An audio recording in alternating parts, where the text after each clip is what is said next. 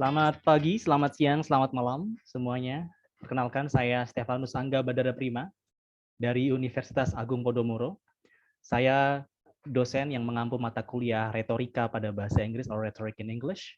Kali ini saya ingin membagikan pernyataan diri dosen pada unjuk kerja Tridharma Perguruan Tinggi Pengajaran atau PDD UKTPT untuk keperluan sertifikasi dosen gelombang pertama 2002. Oke. Di kesempatan ini saya ingin menjelaskan satu mata kuliah, yaitu mata kuliah Retorik 1 atau Retorika 1 atau Rhetoric in English 1. Mata kuliah Retorika 1 ini adalah mata kuliah prasyarat dari mata kuliah Retorika 2 sebagai rangkaian mata kuliah universitas hasil adopsi dari Babson College yang memperdalam kemampuan beretorika dalam bahasa Inggris baik lisan maupun tertulis. Retorika 1 fokus pada pengembangan kemampuan komunikasi profesional baik lisan maupun tertulis dalam genre narasi deskripsi. Jadi kami telah mengadakan kerjasama dengan Babson College, dan salah satu mata kuliah yang kami adopsi dari mereka adalah mata kuliah Retorika 1 ini. Capaian pembelajaran mata kuliah ini antara lain mahasiswa mampu memahami bacaan secara kritis dalam kaitannya dengan bidang keilmuannya. Kemudian mahasiswa dapat menghasilkan tulisan akademis genre naratif menggunakan bahasa Inggris yang baik. Yang ketiga, mahasiswa dapat berkomunikasi secara lisan dalam konteks profesional terbatas. Kemudian, sub CPMK-nya antara lain, 1, mampu menjelaskan ulang isi bacaan secara kritis dalam bahasa Inggris sesuai dengan bidang keilmuannya, bidang keilmuan masing-masing mahasiswa. Kemudian, mampu mengidentifikasi fakta dalam bacaan bahasa Inggris sesuai dengan bidang keilmuannya, mampu mengkritisi isi bacaan dalam bacaan bahasa Inggris sesuai dengan bidang keilmuannya, mampu menggunakan pendekatan writing as a process, brainstorming, outlining, drafting, revising, dalam menghasilkan tulisan narasi deskripsi, mampu menggunakan ekspresi yang tepat dalam penyampaian informasi lisan atau ketika bercerita dalam bahasa Inggris sesuai dengan konteks profesional. Yang terakhir adalah mampu menyampaikan informasi atau bercerita secara lisan menggunakan bahasa Inggris dalam konteks profesional. Jadi menggunakan ekspresi yang tepat dan bisa menyampaikan informasi secara lisan dengan baik. Penilaian pada mata kuliah ini antara lain tugas 30%, ujian tengah semester 35%, dan ujian akhir semester 35%. Pustaka utama yang kami gunakan adalah Essential Public Speaking. Ini terutama untuk retorika 2 ya. Kemudian untuk retorika 1 ada John Langan untuk memperdalam kemampuan menulis mereka, kita menggunakan college writing skills, lit readings, kemudian business and professional communication. Kemudian pustaka pendukung, karena saya mengampu mata kuliah ini untuk mahasiswa program studi bisnis perhotelan, kami memberikan bacaan tambahan dari Exploring the Hospitality Industry 3rd edition yang ditulis oleh Walker. Assignments atau tugas 30% terdiri dari quizzes atau quiz, class participation, individual assignments, essay peer review and draft, kemudian interview practice with the lecturer, dan yang terakhir adalah group presentation atau presentasi kelompok. Untuk tes atau ujian tengah semester dan akhir semester, ujian tengah semester kita menggunakan essay submission, dan final test atau ujian akhir kami akan mengadakan internship interview. Ya. Saya ingin sedikit menjelaskan mengenai apa itu kelas retorika. Mungkin ini cukup asing bagi beberapa orang, terutama Bapak Ibu atau rekan-rekan yang baru mendengarkannya pertama kali. Kami telah mengadakan ini sejak Universitas Agung Podomoro berdiri. So we have what we call as rhetoric classes. This is actually beyond English class. Tujuannya adalah para siswa dapat belajar bagaimana cara menggunakan bahasa secara efektif. So fokusnya adalah dalam menulis dan berbicara. Memang pada akhirnya tujuannya adalah bagaimana cara menulis dan berbicara secara efektif untuk dapat mempersuasi atau persuade lawan bicaranya atau pembaca. Tapi untuk retorika 1 kami fokus ke naratif dulu, kemudian baru di retorika 2 kami memperdalam di bagian persuasif argumentatif. Kali ini kita akan membahas retorika 1. Oleh karena itu di retorika 1 ini karena genre-nya naratif kami sesuaikan juga dengan konteks profesional mereka. Untuk mahasiswa dari prodi bisnis perhotelan, konteks profesional mereka adalah tentu saja bidang industrinya, yaitu hotel dan pariwisata, maka topik-topik pembicaraannya adalah hotel dan pariwisata. Kami juga membicarakan tentang job interview atau internship interview, karena mereka kemudian hari akan harus melamar magang di industri. Ya. Di pertemuan pertama biasanya saya akan memberikan overview, biasanya week pertama apa saja yang dilakukan, week kedua, week ketiga, dan seterusnya. Walaupun sebenarnya sudah dijelaskan dulu juga dalam RPS, tapi penjelasan dalam bentuk seperti ini biasanya jauh lebih mudah diikuti oleh para mahasiswa. Ya.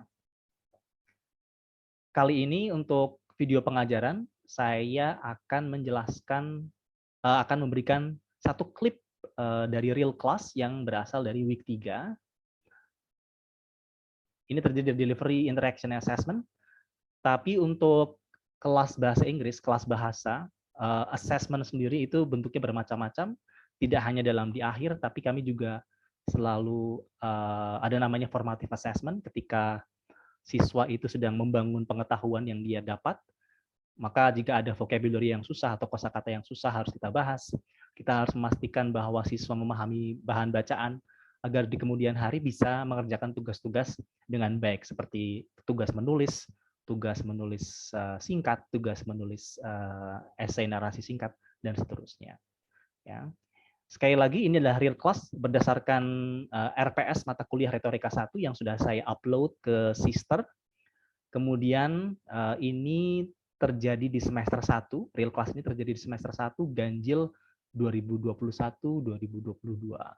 Mahasiswanya adalah program studi bisnis perhotelan angkatan 2021. Ini adalah pertemuan yang ketiga, dilaksanakan pada hari Kamis 16 September 2021. Pada saat itu kajian utamanya adalah teks narasi, jadi mereka mendapatkan satu teks narasi, cerita, kemudian kalimat, bagaimana cara membuat kalimat dan paragraf, dan satu tema khusus yaitu bacaan khusus tentang Introduction to Hospitality. Indikator dalam pertemuan ini yang perlu dicapai adalah bahwa students atau mahasiswa dapat menggunakan kalimat sendiri dalam menjelaskan ulang isi bacaan. Antara lain memahami struktur kalimat dan membedakan permasalahan fragments dan run-ons. Ya, ini menarik karena masih banyak siswa atau mahasiswa atau bahkan dosen maupun akademisi yang masih susah membentuk kalimat yang baik, ya. Biasanya permasalahannya adalah fragments dan run-ons. Nah, di dalam mata kuliah kali ini fragments dan run-ons dibahas dengan cukup mendetail. Kemudian yang berikutnya mengidentifikasi poin penting yang perlu disampaikan ketika menceritakan kembali. Karena teksnya adalah teks narasi, maka mereka perlu bisa mengidentifikasi bagian-bagian teks tersebut, fitur naratif teks apa saja, kemudian mereka harus bisa menceritakan kembali. Ya. Oke, jalannya video pengajaran yang akan saya tampilkan nanti kurang lebih seperti ini. Jadi bagian pertama biasanya saya akan mereview materi sebelumnya. Materi sebelumnya yaitu paragraph dan sentence. Saya selalu meminta students untuk membaca beberapa bahan bacaan sebelum kelas. Jadi ketika di kelas mereka harus sudah membaca materi tersebut. Kalau mereka belum membaca, biasanya mereka akan sulit mengikuti jalannya kelas. Jadi karena kami wajib setiap minggu ada kelas tatap maya online ketika pandemi pada saat 2021 waktu itu, maka sebelum kelas saya memberikan reading homework. Jadi mereka harus membaca dulu, kemudian ketika di kelas kegiatannya berdasarkan reading homework yang sudah mereka lakukan. Kemudian ada satu bacaan, yaitu A Day in the Life of a Hotel Manager. Ini adalah naratif teks.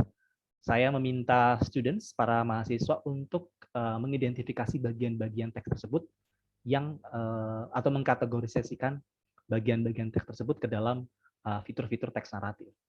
Kemudian mereview kosakata yang sulit, kemudian berikutnya mereview bacaan lain, yaitu dari Introduction to Hospitality yang ditulis oleh Walker, terutama untuk konten dan vocabulary-nya.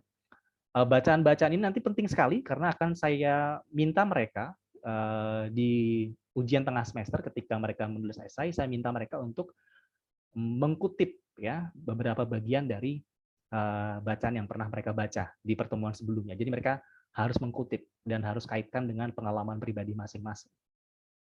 Kemudian berikutnya adalah materi tentang run-ons dan fragments. Ya, sebelumnya mereka juga sudah membaca ini. Saya minta membaca ini. Bukunya dari Langan 2014. Bisa kalau lupa bisa dilihat di bagian depan. Tadi Langan adalah salah satu buku atau pustaka yang digunakan untuk melatih penulisan. Ya, setelah review material tentang run-ons dan fragments, masuk ke exercise. Pada saat pertemuan ini, saya menggunakan quizzes. Saya kira dosen atau guru sudah cukup familiar ya dengan quizzes tentang run-ons dan fragments. Ya. Setelah itu, saya lanjutkan ke penjelasan homework dan assignment. Nanti ada satu bagian di mana saya meminta mereka bekerja dulu, saya potong supaya tidak terlalu lama videonya. Saya kira itu saja. Kita lihat dulu video real class pengajaran kelas retorika 1, pertemuan ketiga.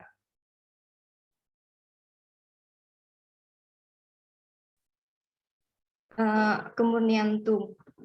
Okay, Kemurnian 2 high school. Okay, and then? And then so every week we had this subject called native writing. And every 2 weeks we had to write one essay based on the topic given by the teacher. That's interesting. And then how did it improve your writing? Did you feel improved? No, sir. I think my writing skill just stuck at this point. I don't know why. Stuck at what level? So what makes you stuck, do you think? I don't know too, sir. Okay, cool. Okay, so what is the most difficult topic that you have to write about?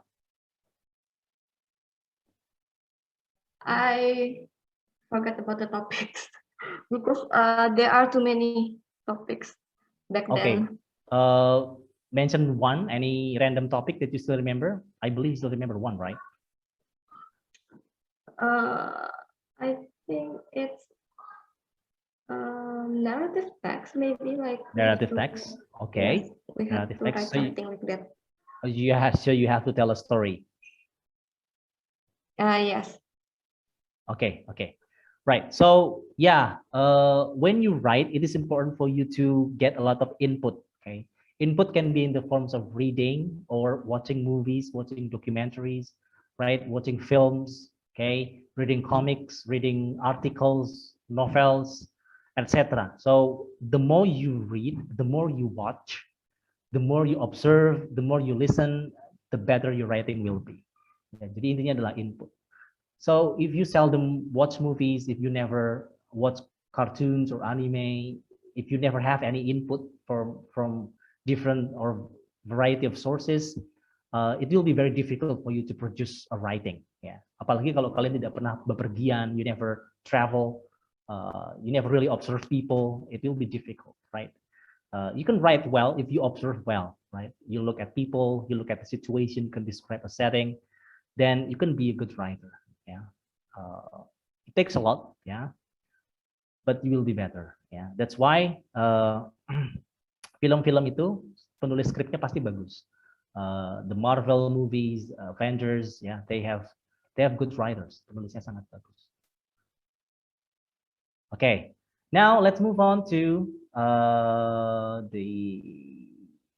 this one. Okay. We have 5 groups in this class. Yeah, there are 5 groups in this class in class class B. Okay, so I will start from group 1 later. Group 1 will discuss number 1 and number 2. Group 2 will be discussing number 3 and number 4. Group 3 will be discussing number 5, 6.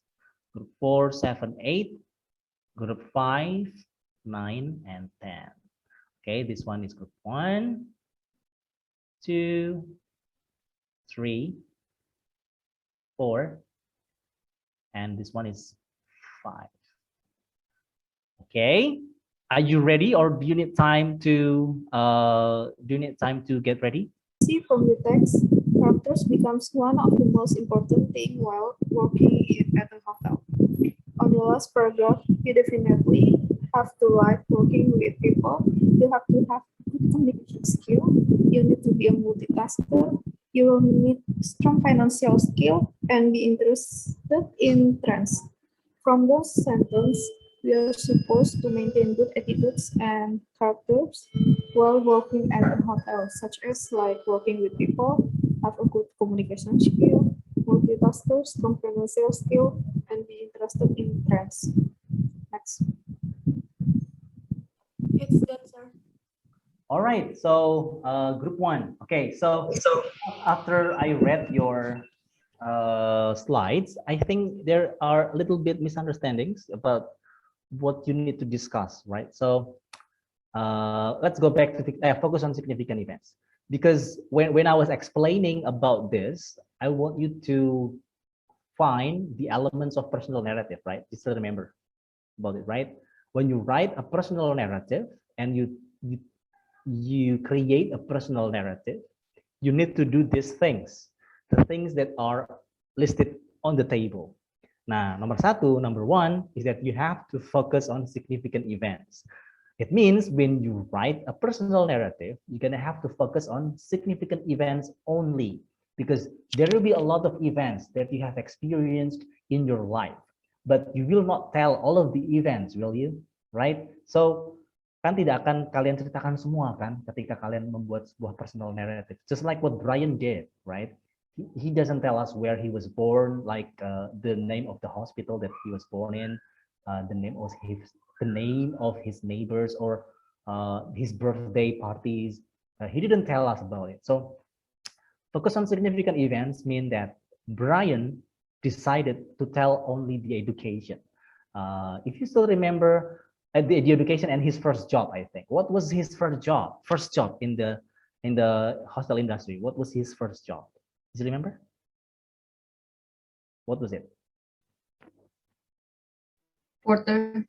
A porter, right? So he mentioned that because that is significant. And he said during high school, he got a job, and his first job is working in a hotel as a porter. That is significant for his life because that was his first encounter with the hospitality industry, right?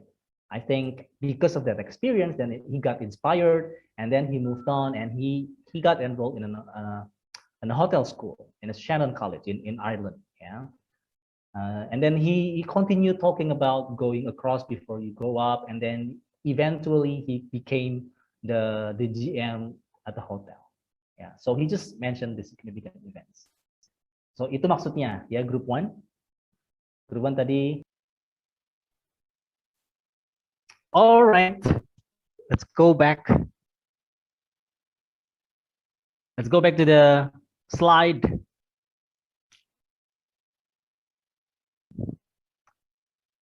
Okay, we have several sentences here. Anyone wants to discuss the first sentence? Apakah sudah kembali semua atau masih ada yang di luar? Hello? Queen sudah di sini. Oke, yang lainnya? Ada, Sir. Okay, great. Pavel ada. Okay, so let's discuss the first sentence. Okay, thank you for giving the thumbs up. The first sentence, those on their way to senior positions, what does it mean? On their way to senior positions.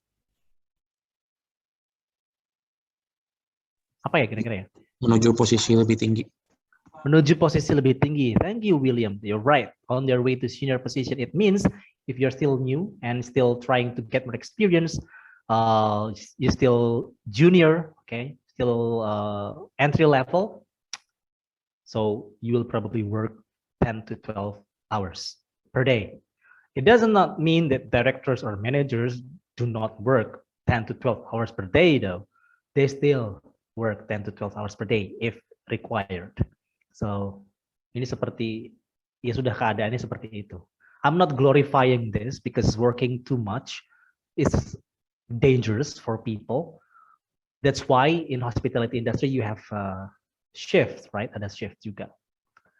Okay, next, strive for. What does strive for mean? Berusaha untuk Yes, berusaha untuk. Okay. What's the difference between strive for and try? Why don't we use the word try? What's the difference?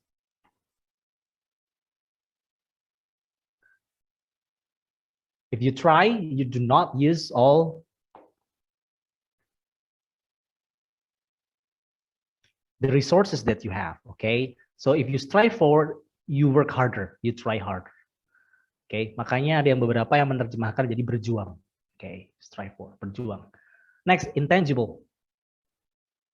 What is it? Tidak berwujud. Tidak berwujud, right? So you cannot what? We cannot see. You cannot see and you cannot Touch. touch. Okay. I put this as a question in the quiz, but it was a little bit ambiguous, so I'm gonna make it as a bonus. I put you cannot touch the service, but at the same time you cannot test drive the service. Fragment, okay. It's easy because you can read it, but after you read it, you have to be able to apply it. Okay, meaning that you have to avoid that when writing. Ya, jadi kalian harus menghindari fragment. So a word group that lacks subject or verb and or one that does not express a complete thought. For example, let's say this sentence, I graduated last year. This is a complete sentence because the idea is complete. I graduated last year. That's it. Okay, no problem with that. And then you want to add another clause. Okay, so I have several examples here. When I came here, I saw him. Okay. Kalimatnya adalah when I came here, I saw him. So in this case, we have two clauses, right? Because this one is subject, this one is verb, this one is subject, this one is verb. Okay, you have two subjects and two verbs, and this one is the connector. Nah, if you only write this full stop, when I came here, it's incomplete. When I came here, terus kenapa? When I came here, terus kenapa? Right? But you put another information here. So it becomes, when I came here, I saw him. So it's a complete thought, okay? Tapi kalau tulis I saw him saja boleh nggak? Boleh, tapi kan si penulis ingin menunjukkan a sequence of time. When I came here, I saw him. So he came first, and then he saw the person, right? So, dan dia ingin menaruhnya dalam satu kalimat. Ya. Fragment terjadi kalau kalian hanya menulis ini saja. When I came here, kemudian dibuat titik. Right? Another example is you put another clause. So when I came here, I saw him and he greeted me. Ini ada and, ini compound and complex. So when I came here, I saw him and he greeted me. I saw him and he greeted me. Ini adalah kalimat yang bisa berdiri sendiri. It's an independent clause. But this one is dependent clause. You cannot put this alone, right? Kalau kalian hanya menulis when I came here, belum selesai kalimatnya. Idenya masih belum penuh. Incomplete. I think I can give you this example again. Nah, whenever I go to school, for example, okay, this is a fragment. Why? Karena ya belum selesai. Whenever I go to school, setiap kali saya pergi ke sekolah. Ya terus kenapa? Whenever I go to school. Ada apa? Ada informasi apa yang ingin kamu sampaikan? Whenever I go to school, kenapa? Right? It's incomplete. So you have to, whenever I go to school, I always meet the friendly security guard in front of the school, let's say. I always buy fried bananas, let's say, fried bananas at the gate of the school, for example, right? So that way you can finish the sentence, okay? This is the correct one. Whenever I go to school, I take the bus. Yeah. Again, subject verb, ini kemudian connector. Run-ons on the other hand, okay, run-ons on the other hand, they do not have this, okay. I go to school, I take the bus, okay. So it lacks something that connects two clauses, or it lacks something that actually should separate the clauses. Kadang-kadang tidak ada komanya, kadang-kadang tidak ada konektornya.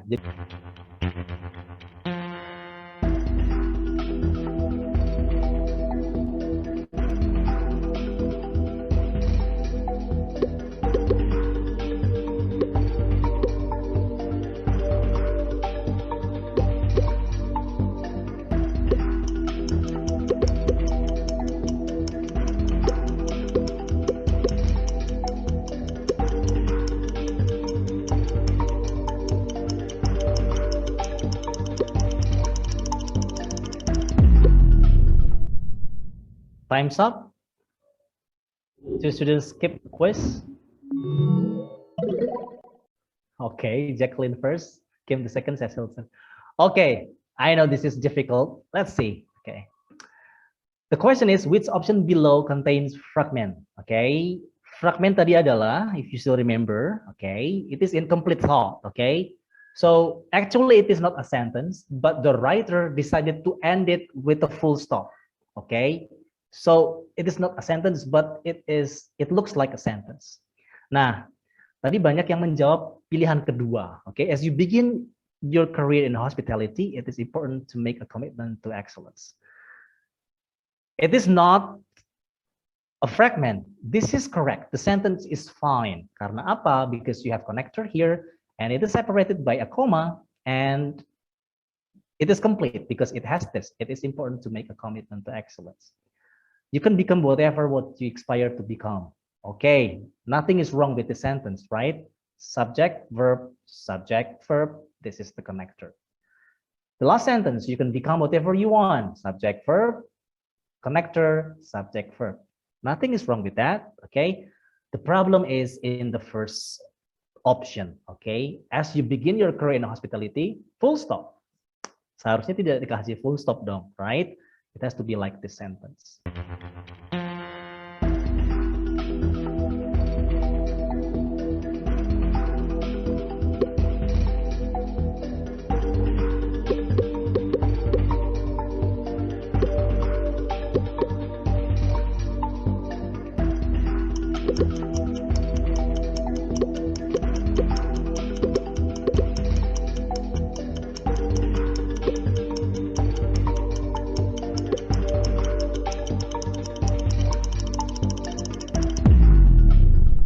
Let's see.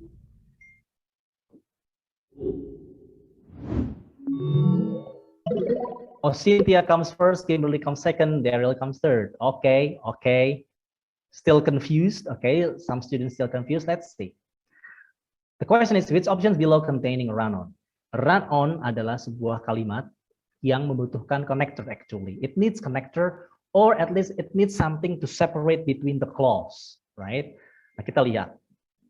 Why is this not the answer? Because it is a fragment. Pertanyaannya adalah, which options below containing a run-on? Yes, this is incomplete, this is incorrect, but this is not a run-on. This is a fragment. If you're not serving the guest, full stop. Incomplete thought, fragment. Okay. Next, the answer is simple because the industry depends on it. Is something wrong with this? Nothing, right? Ini sudah ada subject, verb, connector, subject, verb. Okay. What about this choice? What about this option? We don't have time. We don't have to work all the time. We tend to work longer hours than some other ins. All right, now you know fragments and run-on. Berarti sebagian besar masih belum begitu memahami. It's okay. We still have another week to master it. Yeah. Next question.